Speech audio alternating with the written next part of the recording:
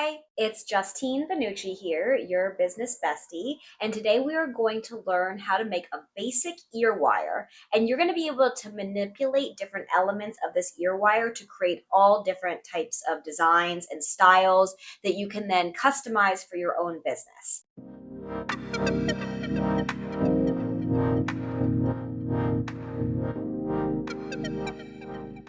I think that the more elements of a piece of jewelry that you are hand fabricating really can elevate you more and more as a jeweler. You can really make them any way you want, and that's a really great way to stand out these days and to help people recognize your style. Today, this is what we're going to need to do this design. We're going to need a ruler, a pair of flush cutters. I always prefer flush cutters that are about 5/8 inch in jaw length. They get pretty narrow up at the top, so you can like really get into small crevices to snip. Then we have our needle nose pliers or flat nose pliers. These are flat and they extend into a tip. I prefer the smallest tip possible, again, because I do a lot of small work, so any tool that can really help me get into the small spaces. It also has no ridges. A lot of these type of pliers will have ridges for grip, but we don't want that because it will mar the wire. And last we have our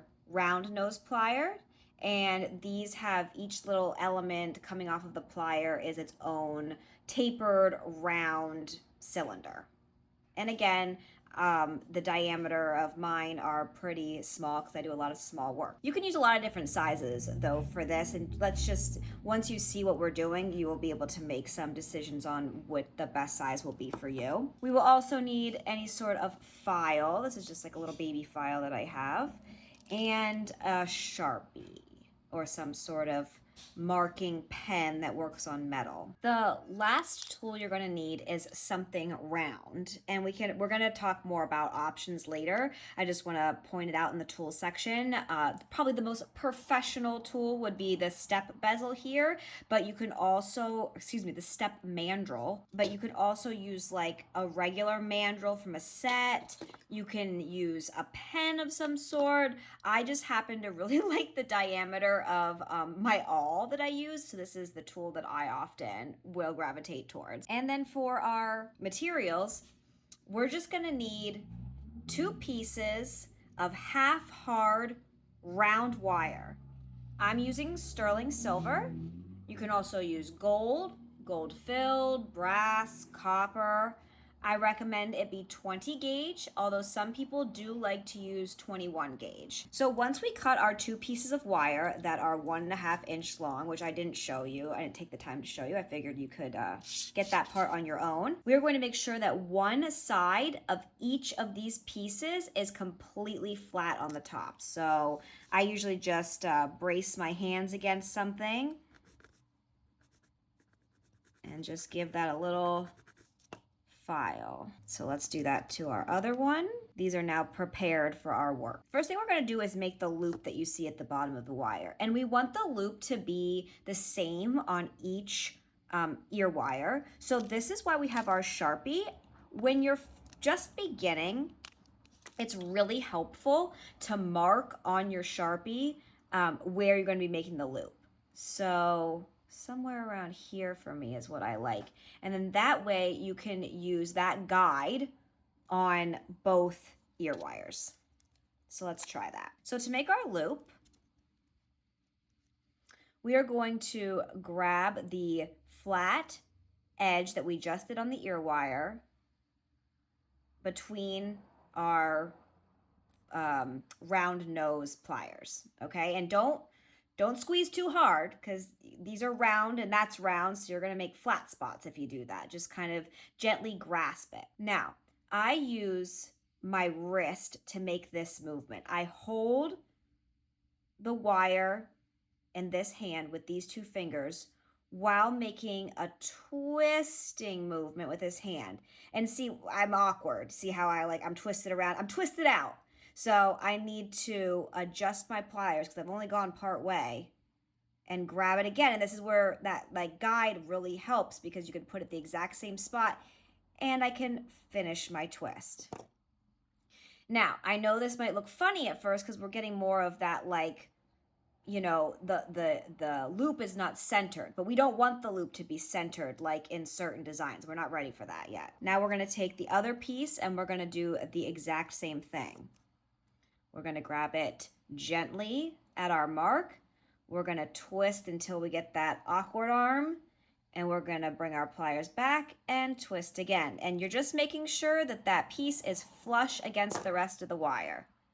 You can see that. There you go.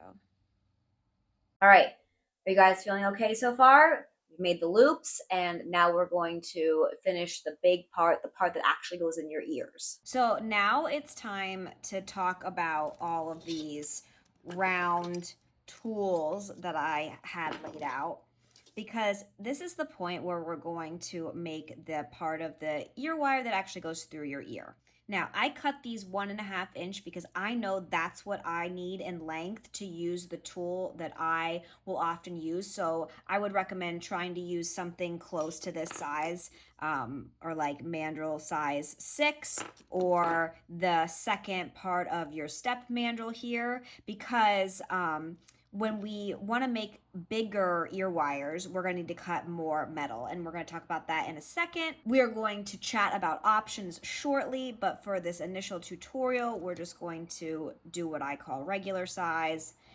So what I do is I line up both of the loops. I'm holding them together on the flat part of my finger, and I'm pinching them with my thumb. And if they look kind of crazy like this or something, I just tap it with my tool until they are right next to each other.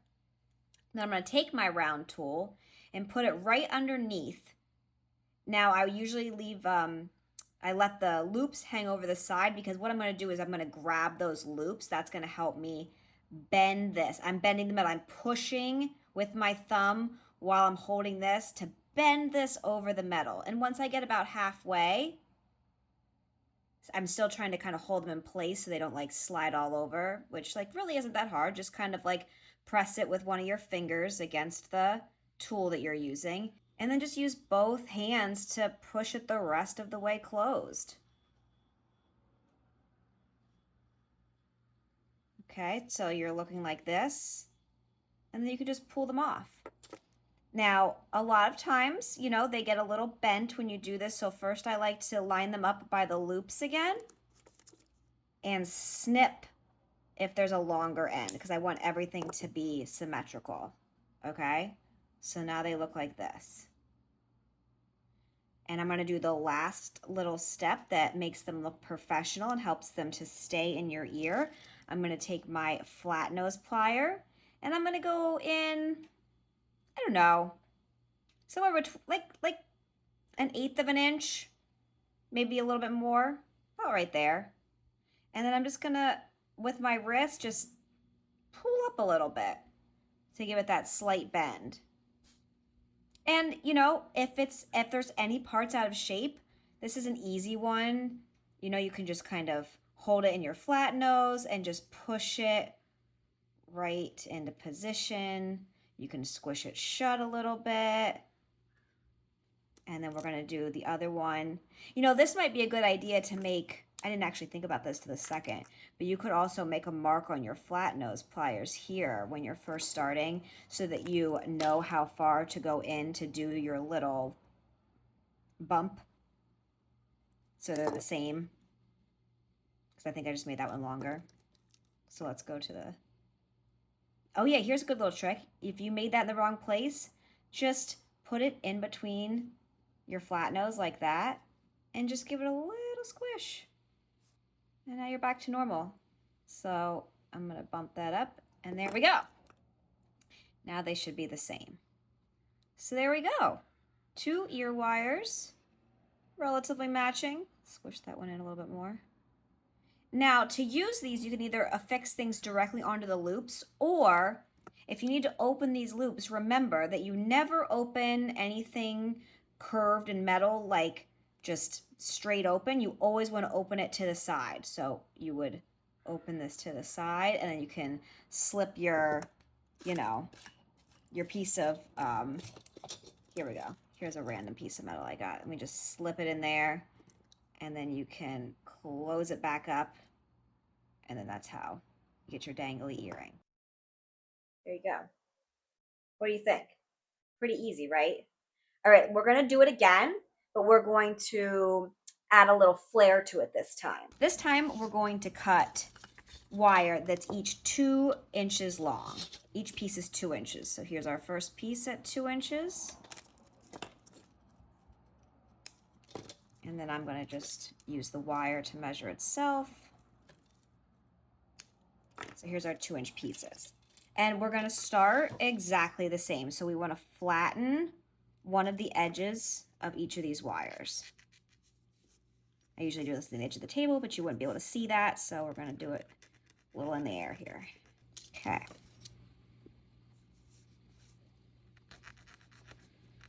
Okay. So now both of them have been flattened. Okay. And we're also going to do the same exact thing with the loops. So we're going to put them between our round nose plier at the mark that we made. We're going to make our first twist until we get awkward arm, and then we're going to twist again to finish the loop so that our flat part of the end of the wire is flush against the remaining long piece of wire. We're going to do that for this one. Here we go. Twist till we get awkward arm. Do it again. Now, I want to use something bigger. I'm going to use the last step. Actually, I'm going to use the second to last step on my bezel stepper here, or my mandrel stepper. And same thing, I'm holding the loops between my thumb and forefinger over the mandrel, and then using my other hand to push it around till I'm about halfway, till it's like a U shape, and then I'm just pushing them both together. Squish a little bit tighter.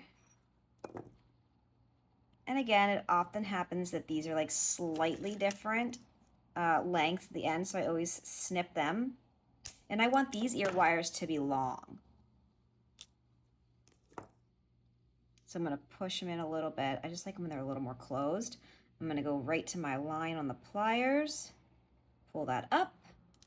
Same thing on here, a little more closed. Line on the wire, pull up. And now we have 2 different types of ear wires made with the same technique, just one is just using a different size mandrel and a different length of ear wire. And can you see how there are just like an unlimited amount of design choices by just changing the length of the ear wire and the diameter of the loop that goes in your ear? Because really, and you know, you could play around with the size of the loop that the earring actually hangs off of too. And by combining different versions of those 3 things, you could create a lot of different versions of this ear wire and find one that really works for your style of jewelry. Let's do one more. I'm going to cut 2 inches of wire again for this one. Here's the first 2 inches, second 2 inches. So we're filing. File, file, file. So we're going to make our loops first. There's 1. And here's 2. Now I want to kind of go big again. I'm going for like a very circular type hoop this time. So I'm going to go for the biggest one. And again, I'm just putting it right over the mandrel till the loops hang over the edge, holding onto the loops with my thumb and forefinger, and then pulling or pushing the wire over the side until we get that halfway U shape, and then I'm pressing with both fingers till it's closed. And now this time, instead of doing like a longer ear wire, I want to do, or like a longer, like this part, the wire part, I want to go real bubbly. So I'm going to cut that much off, and I'm going to do a shorter tuck or pull up, and I'm going to squish it closed even more. Yeah, I like that. So a little less than my mark before, and squish them pretty closed. So yeah, as you can see, like I could just keep going and just changing all sorts of things, and these are all like giving something totally different. So what do you think? Are you going to try this technique on doing a basic ear wire? Let me know. And I would love to see some of your versions if you want to put them in the comments or private message them to me. It's so fun to see what you guys are working on. And let me know if this was helpful, and always let me know what you want to see next. Definitely follow me and hit the bell icon so you're notified when I put a new video up. I have no sort of posting schedule, so you're definitely going to want to be notified when I finally put up the next video.